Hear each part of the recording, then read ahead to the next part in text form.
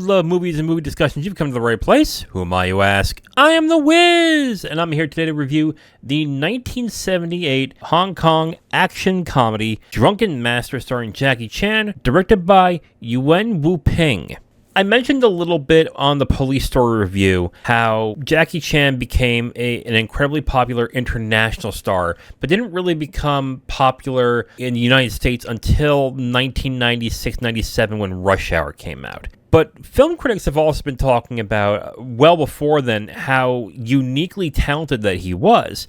And not just because of his martial arts prowess, but because of his comedic timing. A lot of comparisons to Charlie Chaplin, Harold Lloyd, Buster Keaton were made on his behalf as well, because he was expertly taking comedy and physical humor and mixing it in a unique way that made him stand out during his time. So let's just get into it. Let's get into the review of Drunken Master, directed by Yuen Woo-Ping. And before that, let's get into the plot. This is a pretty simple plot. Wong Fei-hung, who's played by Jackie Chan, who's also known as Freddy, is the son of a kung fu master. The problem is that he causes more trouble clowning around than practicing his martial arts and getting better. So his frustrated father enlists the help of his uncle, Beggar So, who is played by Siu-Tien, to use his extreme ways to discipline the boy. And through that discipline, he also teaches Freddy his strange and deadly art, and that is drunken boxing. That's the plot, really. So let's get into my 3 points. And my first point is,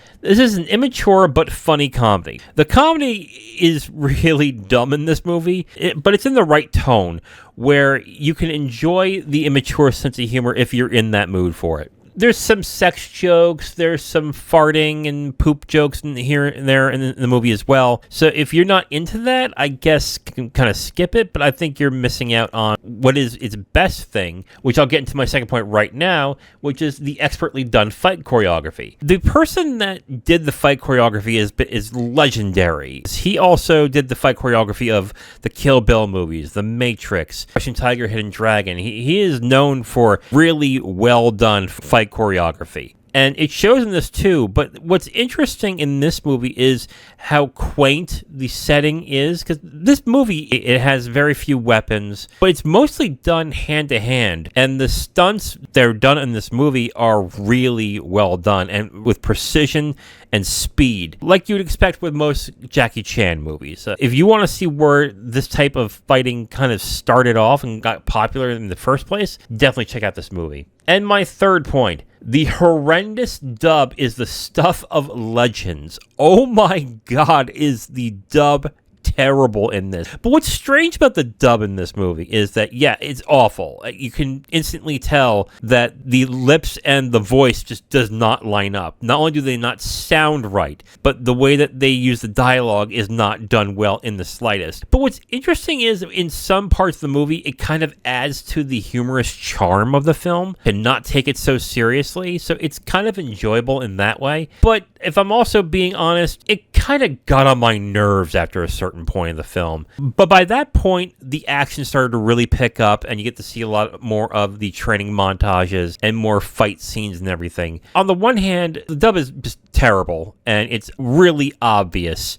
how bad it is. But on the other, it kind of fits with the rest of the movie. I only know of one place that has gotten the Cantonese version with English subtitles on it, and that is the Eureka Masters of Cinema set. But that is a Region 2 Blu-ray, and I think it's only sold in England. A lot of the film's humor, I think, is done pretty well, despite the dub being horrendous. But I think the humor also is added to how bad the dub is. It's really strange, but I would say still check it out. It's got its weird, unique charm that I think a lot of people who like these martial arts films from this run of time definitely appreciate. So who is this for? I'm going to say this is for someone if you are into silly 70s style martial arts flicks. I mean, yeah, that's pretty much what it is. You have the bad dubbing, you have the over-dramatized music, and then you have these weird wind-like sound effects whenever they do any kind of action. And it's charming in its weird way, but in all honesty, it really is for a particular person who likes these movies. If that is something that you're interested in, I would say definitely check this out. See if you like it.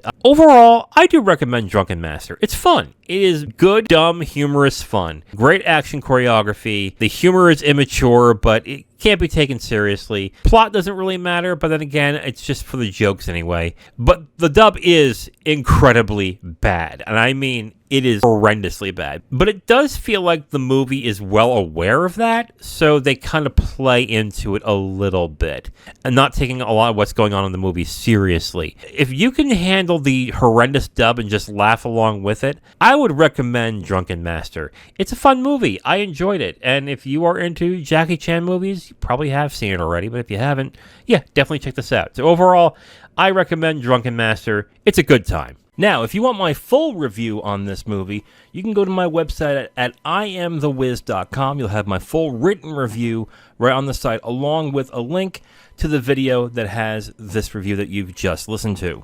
So for Tuesday, the theme of that week is going to be Jack Nicholson films. So I'm going to start with The Last Detail, directed by Hal Ashby. Thursday is the 007 Debriefings with The Living Daylights. And on Saturday, I'm going to watch another Jack Nicholson movie that was one of his more popular films when he was younger. And this is the Bob Rafelson 1970 movie, 5 Easy Pieces. I have heard this is a really good movie, and I've definitely wanted to see this for a long time. I have the Blu-ray of this in the box set from Criterion. I think it's the BBS Lost and Found set. I've wanted an excuse to crack this open and check it out, so I'm going to definitely do that for this movie. And then the following week, the theme for that week will be Shakespearean adaptations. There are movies that are popular, I think, from when I was younger that are Shakespearean adaptations that people liked. I'm talking about the Baz Luhrmann Romeo and Juliet. 10 Things I Hate About You is a very well-known Shakespearean adaptation. I think another one is O, the one with Josh Hartnett and Mekhi Phifer, I think, and Julia Stiles. That was a pretty decent movie, actually. But I'm going to choose 2 other ones as well. But if you have suggestions or you want to talk about Shakespearean adaptations, you can email me at zerowizcast@gmail.com. Or if you're watching this on Twitter or you're watching this on YouTube, post in the comment and see if you have a suggestion. So tune in Tuesday while we're reviewing The Last Detail, directed by Hal Ashby. Thursday's the 007 Debriefings with Zero, and we review The Living Daylights. And on Saturday, I'll be reviewing 5 Easy Pieces, directed by Bob Rafelson, and the next week's theme is Shakespearean adaptations. I am The Wiz, and I'll talk to you next time. Bye.